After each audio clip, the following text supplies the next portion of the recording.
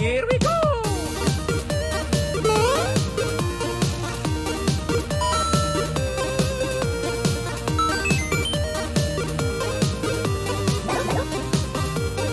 Okay, let's go!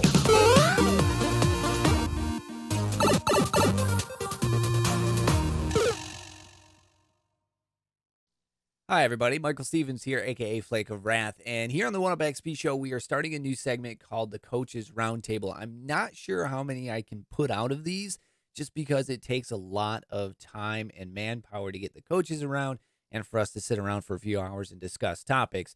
But that is essentially what I did. The great mind, Chris Bilski, the head of esports at Grand Valley State University, he told me, man, you should get coaches together and discuss some topics. So I was like, dude, you're onto something. That's a great idea. It's 2 hours long, so we split it into 4 episodes. We have 4 topics and 3 coaches and me. And we talk about those 4 topics. They get to choose the topic. They give 4 minutes of what the topic is about. And then we open the floor to everybody to discuss how we correct the situation, how the situation is wrong. Just basically talking about the topic at hand. And these are all topics that are hot button topics right now in the collegiate esport world.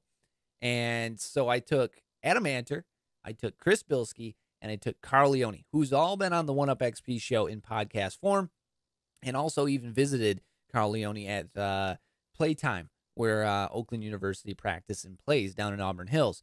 So we sat down, we took 4 topics, we took turns choosing topics and then giving our thoughts on the topic and then discussing the topic. And it was a lot of fun. It reminds me of something like kind of Around the Horn, if you remember, from ESPN, but it is a lot of fun. And we discuss some heavy hitting topics. If you like this, there'll be more to follow here in the next few weeks. All right. So I think the way this is going to work is, one, someone's just going to spout out the topic and then we're just going to talk about it for the next 8 minutes, 12 minutes, whatever it is, because I'm not giving Chris or Carl 4 minutes to talk about what we just talked about for the last 12, 15 minutes. So now we go to Chris. Chris, you get to choose the next topic, my friend. You have left. Oh, man, I didn't make out a little subject scene where I cross things out. Bummer. Divisions within collegiate esports, pros in collegiate esports, or fully remote student athletes. You're on the clock to choose, my friend. Ooh, so I'm going to go with a spicy one. Oh, I guess all of these can kind of be spicy in their own ways, but I'm going to go, and I know Adam would easily predict, I'm going to go with fully remote. Fully students. remote. I'm not surprised. Excited. Fully remote, brother. Now, if anyone's wondering what fully remote means, is basically the student does not have to be on campus. They can be, which does, I don't know if this is a joke or if this is actually a thing here. Would this open the doors to, like, say, what was the Phoenix school? Online Phoenix, or the Phoenix Online? University of Phoenix? Yeah, University of Phoenix. Could they have an esports team now with you suggesting fully remote teams? I mean, student athletes, because technically, right? I mean, they're fully remote. So that is what we're talking about. The students right now, anyway, have to be, for the most part, full-time students on campus to take part in esports athletics. So the topic being, obviously, students don't have to be on campus, or does it also include they would not have to be full-time? Or would they have to be full-time? I think you're still required to be full-time. You just All don't have to be actually there on campus. All right, so we are handing over the microphone to Chris Bilski, the head of esports at Grand Valley State University. I hope I didn't butcher that, because I hope you're the head of esports. Where's my fun facts, Michael? Oh, yeah, that's right. Good call, dude. All right, so notes on Mr. Chris Bilski, fellow hockey player. Yeah, take that, the rest of you. Head of esports at Grand Valley State University, previously director of esports at Muskingum University in Ohio. I hope I pronounced that right, because that university has the weirdest name, dude. I want to call it Muskingum, but that's like a Northern Michigan pronunciation other than an Ohio one, but that's fine. You were there for the Fortnite National Championship, correct? That they got, and now they won it again this year, so they're back to back. So you can say that they started with you. ECAC champions in both Fortnite and in Madden. Woo! So, yeah. So my question is, what team did he win with in Madden? It was the Green Bay Packers, a thrilling Packers versus Packers championship. Aaron Rodgers threw a combined bunch of interceptions. He never came off the field. So also building the program there at Grand Valley State University. They've had a club for a while, but you are looking to turn that into a branch sponsored by the school, obviously. And you guys are opening, or I should say, since this is airing next month, you have opened up your brand new esports center, which you are currently sitting in. And there are students there. So like we said, if they say anything, get in the way of our Coaches Roundtable, we are going to throw some bows. But yeah, that is Chris Bilski's special little announcement. And by the way, so everyone knows, all of these guys have been on the One Up XP Show podcast. If you go to the 910 News YouTube channel and look under the podcast, you'll find them all there. Check them all out because one, put aside a day to listen to them because they are very long-winded with full facts. Carl was like an hour and a half. Chris was 2.5 hours. Adam was, I think, the least at like an hour 20. But that's I thought cool. there was a limit. Yeah, There's no cut it short. There's no limit. There's no Adam doesn't have limit. much to say. Actually, That's true. surprising he got to an hour 20. Wow. I'm too famous for this. I gotta go. I gotta Don't go. usually ask me questions. I don't usually just spew stuff out. He's got to go feed the Golden Grizzlies. I got a They're in the Twitch stream cage. scheduled after this that I gotta get. That's a stab at Adam. Twitch.tv/Coach Antor. Yeah. Check it out. I'm subbed, by the way. All right, so yeah, we're giving it over to Chris. Thank you. You're welcome. You got 4 minutes to say your piece on fully remote student athletes and go. All right. So to kind of set the stage for what's going on with this right now, in the recent few weeks, well, I guess it'd be months by the time this is put out, but schools have announced rosters with players that really don't have any intention of ever being on campus. They've put players out there who, when they signed up, they were intended to be fully remote, and they will remain fully remote for as long as they are there.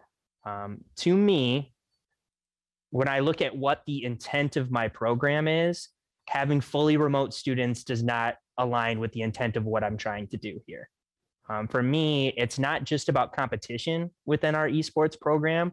I'm also trying to help connect you and develop you as an individual. So there's a lot of things that you'll see that as I build out our programs that we do here that are in-person things, right? Whether it's going as a team to attend other team sporting events, or being out on campus, getting involved in student life activities, or, lifting as a team, going to workouts as a team, right?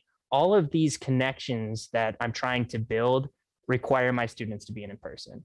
And, I know that different organizations such as NACE originally had in place, you needed to be competing from your school's arena, right? Those restrictions were put on pause when COVID-19 came out, and for good reason. There were, for many different reasons, students who, weren't able to be there in campus because of COVID-19, but as we kind of get back into, hopefully, more of a state of normalcy, I really, truly believe that these restrictions should be put back into place. I think also in the future, I foresee esports competitions having more of a LAN aspect to them. So I think naturally fully remote students will kind of phase out if students are required to be at LAN events. But I just don't see having a fully remote student fitting into what I'm trying to build here at Grand Valley State University. And I understand the arguments of, we're not trying to take away opportunities for students and things like that. And if they have to be fully remote, why would you say that you couldn't do that? But I know that in a lot of those programs, they have a set number. A lot of these fully remote students are also very high scholarship amount students as well. It's a zero-sum game here, right? If you're X college and university and you're looking for 4 Call of Duty starters, right? You're still going to give out 4 Call of Duty scholarships, regardless of their in-person people or their online. So to me, base argument is I won't be doing any fully remote students because it just doesn't align with what I'm trying to do. I'm trying to help develop you as an individual. I'm trying to help connect you with other students, help to connect you with campus. 1 minute. And I can't do that in the same way if I am having a student who's fully remote versus a student who's there in person. Wow, you didn't even reach the buzzer either. So you hear that 1 minute and then you're like, oh, I'm going to wrap it up. I got to wrap it up here. I just want someone to continue on so I can just yell at you and put everybody on blast. So let's wrap this up here. With the fully remote students, you are not for fully remote students. Correct. And this is my piece on it. All right. So I understand where you're coming from when it comes to not wanting fully remote students. Now, I was obviously a hockey player in college, a baseball player. I also, got a meteorology degree. Here's the thing that I go with fully remote. Being at college, you really soak up 4 years, how many years you attend, whatever time you spend there, you soak up something that you don't get necessarily again in life.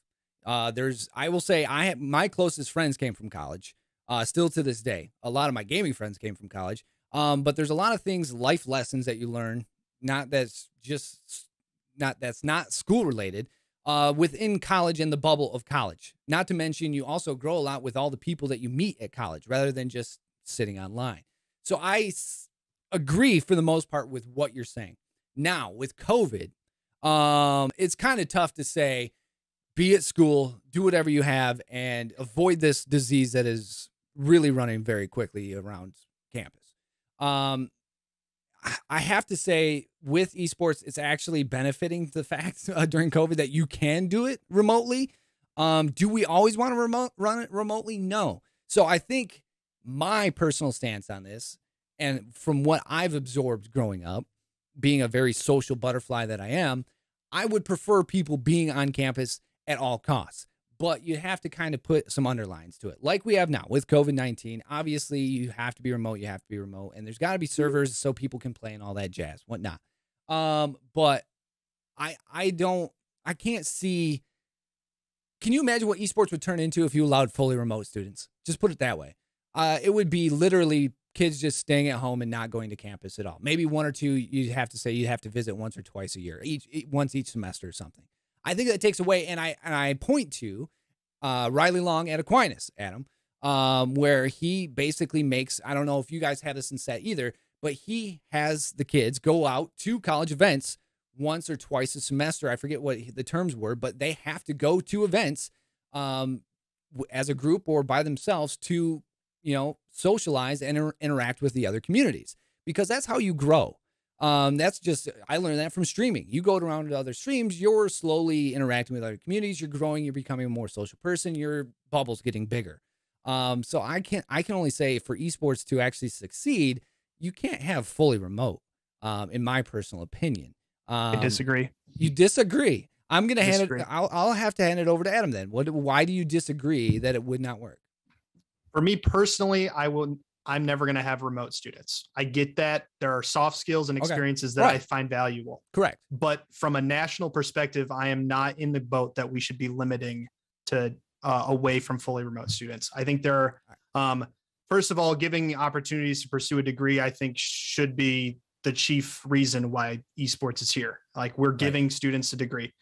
The fact that they would have to move to a campus is an additional $10,000 per year or more in expenses that we're not giving in scholarship money. If you're attending remote and competing or living on campus, you don't get more scholarship money. Usually it's the same. Right. That's a massive investment for a family. And if that is too much, if that living expense is too much, and that doesn't even include like travel back and home and stuff. Right. If that's too much, you're limiting them to a certain group of schools in their area.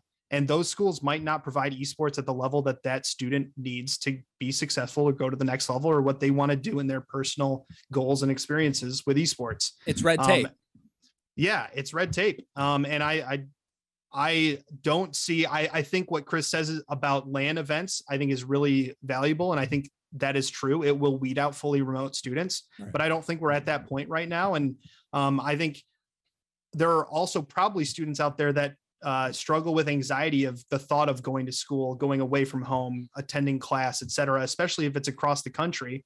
If a player wants to go to Bay State University or Bay State College and be on one of the best COD teams in the country, and finances doesn't allow that to happen, why should we be gatekeeping that opportunity? Right. If it doesn't make any difference to the opponents from a competitive integrity standpoint, if it doesn't, I just don't see why we would have to force students to live on a campus to compete for their school.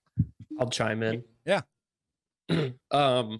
One thing I just want to clarify really quick: living on campus or living in the area, they don't necessarily have to live on campus. Obviously, Right. If they commute or whatever, if they're in the general area, then they would be able to be on campus for events or whatever. I agree with Adam. To be honest with you, I don't think there's enough of a percentage of players who are interested in being fully remote for this to be a huge discussion. Right. I haven't seen a big problem with it, to be honest with you. There's been a few cases where my players will complain because this player lives in Florida and he's playing on this team in Michigan. So obviously he's not actually there, but he's a pro player. So he signed him. Whatever. To me, it's our chief reason for being here is getting kids degrees, and esports is a motivation for them to get degrees. Mm-hmm. If esports is the reason and they want to do it remote to save money, I'm a cheap person in general, so I'm on board for that if that's what they want to go with. Right. I think that could be the avenue that a few students decide is best for them.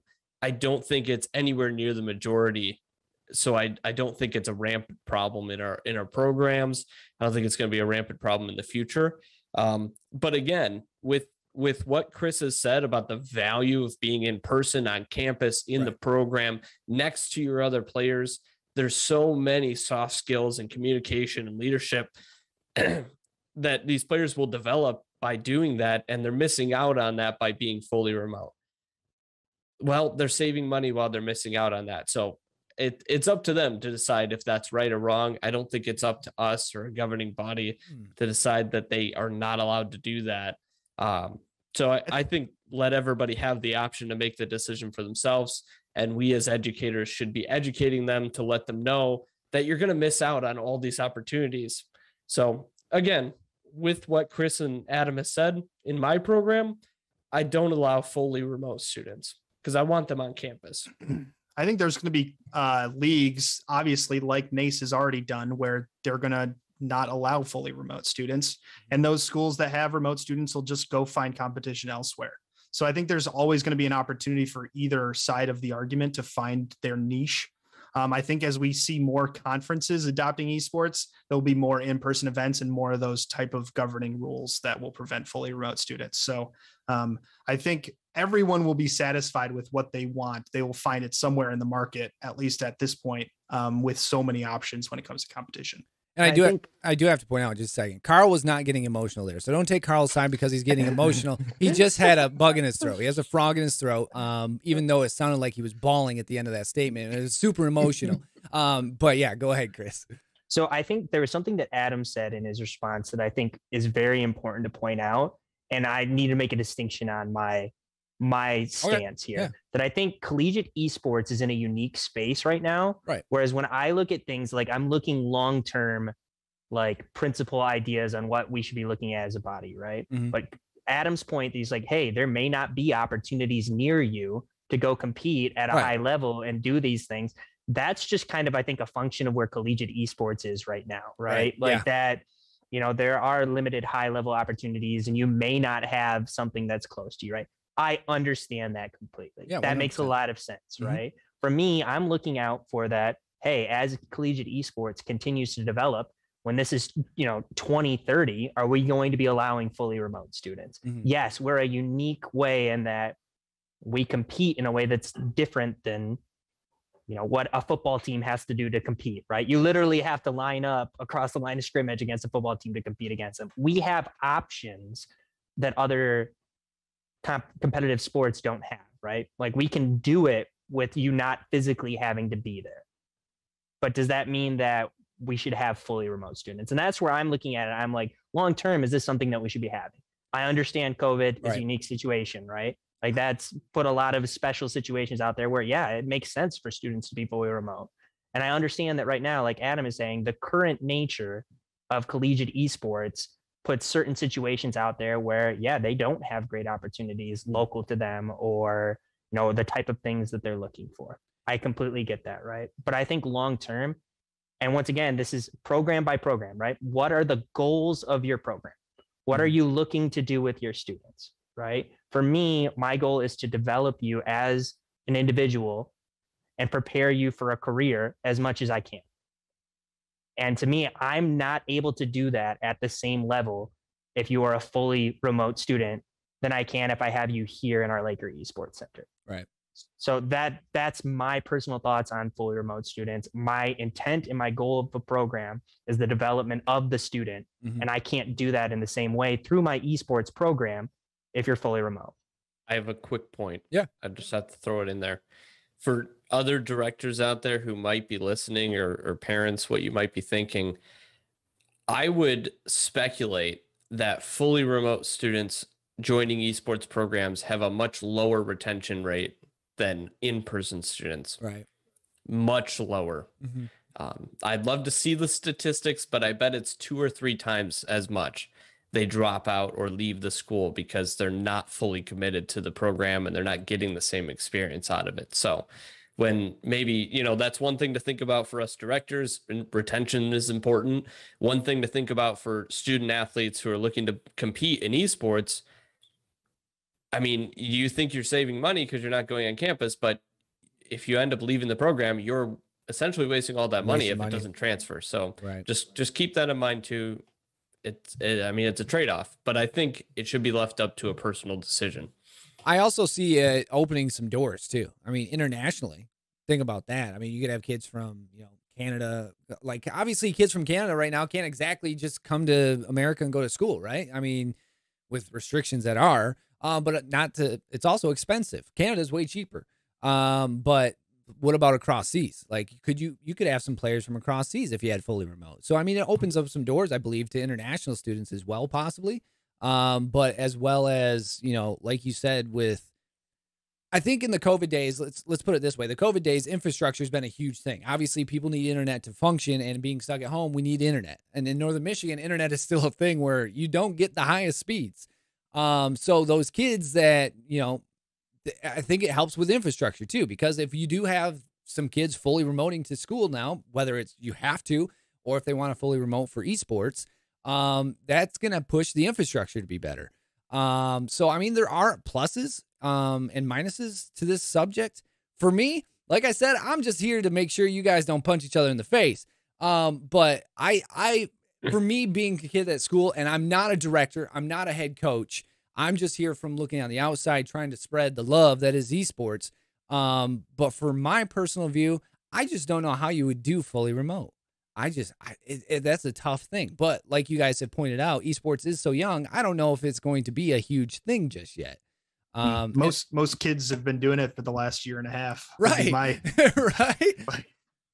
High school kids have been taught how to do remote learning, let alone remote esports.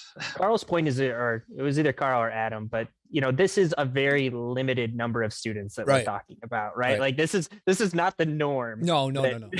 At all, right? Most of our schools won't allow it. I don't know about you guys, but I've never been at a school that's like, yeah, you can have remote students. Well, and to each of, like, myself, Carl, and Adam have all said that we would not have fully remote students.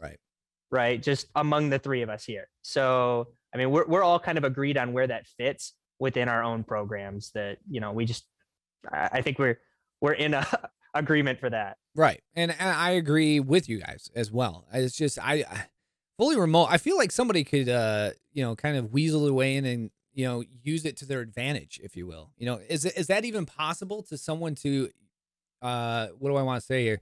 Take advantage of being a fully remote student? Can internet like say, hey, my ping's 192. You're all over the map. I'm scoring left and right. Right? Yeah. So NACE's rules used to be that the loser of the game 1 in a series could pick the server for game 2. Okay. And some schools would pick a server that's far away from their opponent and maybe close to one of their remote students. See, that's what I'm talking about. Take advantage. But that's been pulled away. Okay. There's actually one where they picked a Singapore server and everyone had bad ping because they didn't like losing so bad in game 1. So we took that out. But yeah, it's true. Hitting invisible walls. And when you're talking about like one-on-one stuff, like Smash, I mean, I know Davenport, I'll call them out right now. They had a fully remote pro Smash player last year who was from Colorado, never lived there. And when you talk about netcode of Smash, like I'm Yeah. sure that person had an advantage. Yeah, me and Carl talked at length about Nintendo and their support for esports. So, Well, and to Yeah, Carl's go watch point, that right? episode- or that With show. those fully remote students, how many of them are sticking around their universities? right. So, I mean, Right. it's a good point. Tongue in cheek, that's what I was going to mention. Is this example Adam brought up? I don't believe he's still going there. So I mean, Right. this is, but again, and it's not to push shade on anybody. It's just No. this is the closest to heart example that we all know because it's right in our backyard. Yeah. So And we had to That's- play against them. I mean, right, but to I be mean, honest, like if a pro Smash player is knocking on any of our doors, it would be very hard to say no, even Oh, if it was a yeah. fully remote. Yeah. So I mean, it was one of those things. You know, my Smash team comes up and they're like, "Oh, I know this player is one of the best players in the world. He's probably the best on this one character." Okay, yeah, go ahead and just beat that guy. You know. Oh, by the way, he's not there in person. It feels bad for a player as a competitor, but I don't think it's a big competitive advantage if we were to force them to be in person. Because maybe he goes to Davenport and goes there in person and pays more, or maybe he goes to a different school and we end up competing against him anyway. So at the end of the day, I think that they're still going to join the competition pool, and it's not in my best interest to push students away at all. I don't think it's in anybody's best interest to say, you know, one thing or the other and push you away, because let's be honest, esports is about what? Inclusion. We want everybody to be included. Because I mean, the stereotype for a long time was, you know, nobody wanted to be our friends. So I mean, it's kind of like the Bible of esports, if you will, or video games in general. We want everybody to have fun, not, you know, you can't. No, Carl, you cannot come here because you want to play remote. No, can't do it. All right, so I think we've wrapped up on that one. Everybody agree? We good on that one? That one's gonna be a I don't spicy know if I'm topic in the taking future. I'm just gonna put that out there. Listen, his team beat Adam's team. All right, so